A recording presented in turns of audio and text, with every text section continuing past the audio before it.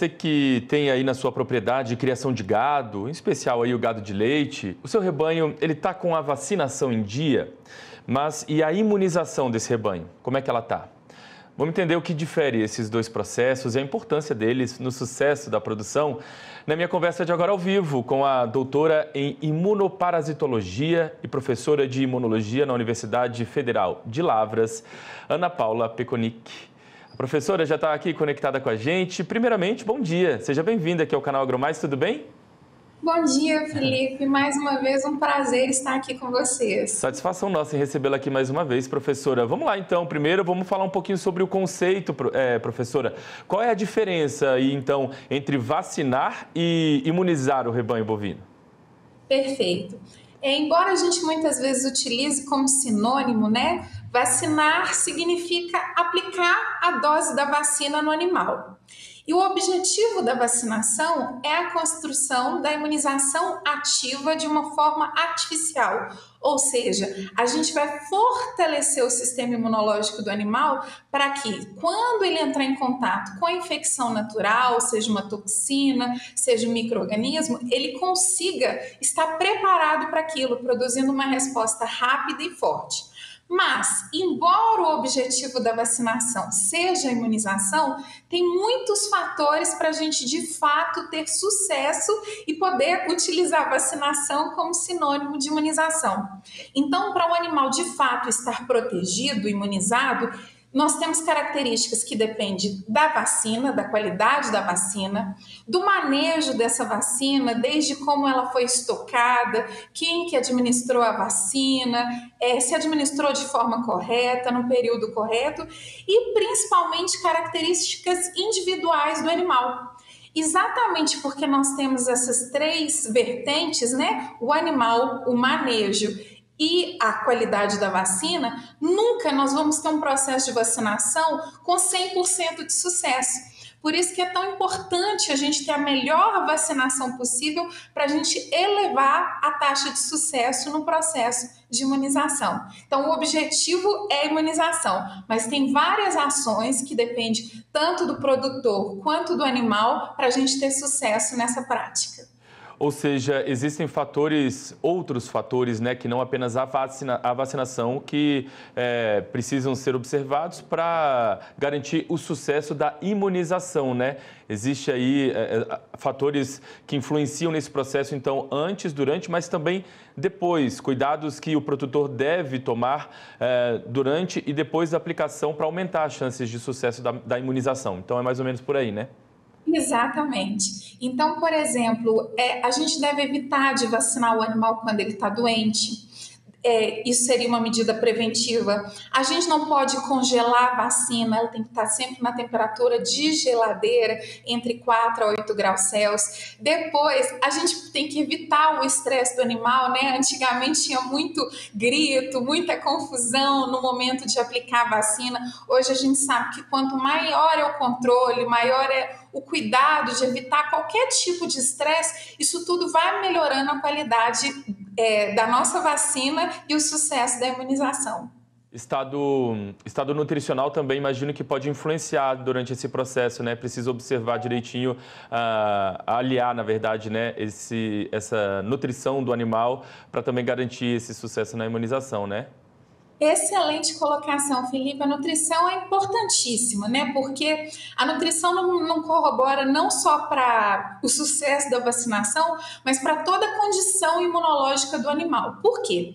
Porque quando a gente fala que um animal está produzindo mecanismos de defesa, isso é um processo catabólico, ou seja, tem gasto de energia, a gente precisa de aminoácidos para produzir anticorpo, produzir célula. Então, a nutrição é importante em todos os momentos da vida do animal, principalmente no que remete à defesa, à imunidade. Então, quando a gente vacina um animal que está desnutrido ou um animal que está doente, por isso não consegue absorver bem os nutrientes, um animal, por exemplo, que está com verminose, né, os bezerros, um animal que está com uma carga de ectoparasito, carrapato, bicheira muito alta, tudo isso vai prejudicar o quê? A construção da resposta imunológica. E se eu prejudico essa construção, nós temos aí uma falha eminente no processo de sucesso da vacinação. Então, a nutrição ela é importantíssima em tudo que remete à defesa do animal. Ótima colocação.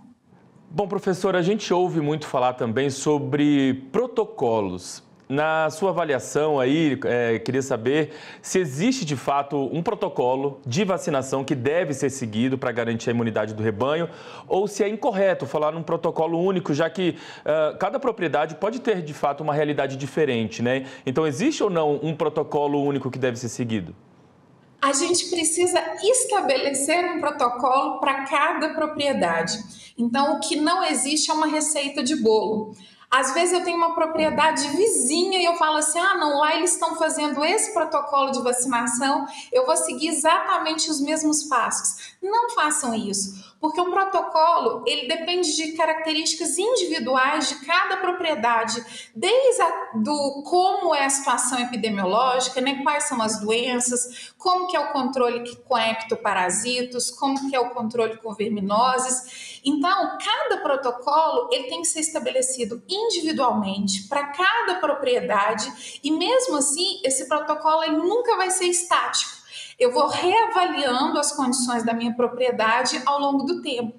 Óbvio que isso deve ser feito com a orientação de um médico veterinário que vai preconizar, que vai avaliar como é que está a situação de algumas doenças. Óbvio que, antes de tudo, a gente tem que respeitar o que está vigente na legislação. Então, nós temos algumas vacinas obrigatórias, algumas vacinas que são proibidas, dependendo da região. Óbvio que a gente vai primeiro pela legislação, depois nós vamos pela realidade sanitária da minha propriedade e até as questões de quanto eu estou disposto, quanto que eu tenho condição de investir nessa parte na minha propriedade. Então, o protocolo, ele é importante, mas ele tem que ser estabelecido de forma individual para cada realidade e não pode ser estático. Ele tem que ser reavaliado pelo menos anualmente.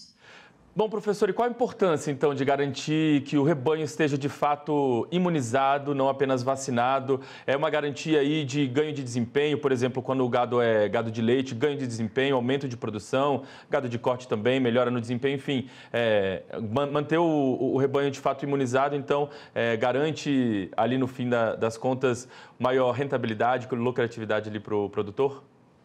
Excelente, Felipe. Na verdade, a vacinação é o ponto mais importante que nós temos para falar em melhora da imunidade.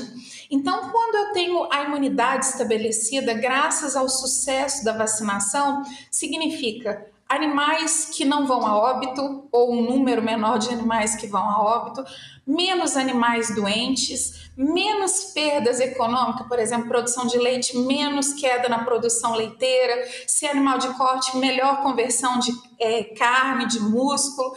Então, sem sombra de dúvida, as vacinas é a melhor ferramenta que nós temos hoje para modular a imunidade. E isso remete a ganhos diretos. Só que nós precisamos melhorar a eficácia dessa vacinação com essas medidas que dependem da gente. Como que eu vou estocar, em que condições eu vou vacinar os meus animais. E às vezes a gente não percebe o sucesso da vacinação, os benefícios da imunização, exatamente porque a gente não viu a perda. A gente brinca que o maior inimigo do sucesso da vacinação é a perda de memória, porque nós não vamos ver um plantel doente, nós não vamos ver animais indo a óbito de forma emergencial, isso tudo é mascarado, porque se a gente tem sucesso no processo de imunização, significa que nós não estamos tendo muitas perdas impactantes, nós vamos poder comercializar o nosso rebanho com segurança. Então, o ganho ele é direto, mas às vezes ele é disfarçado pelo sucesso que foi o processo de imunização. A gente não pode esquecer, a gente não pode ser nunca anti-vacina, porque o benefício no que remete à defesa, nada vai ser tão impactante quanto uma vacina bem aplicada, bem manejada.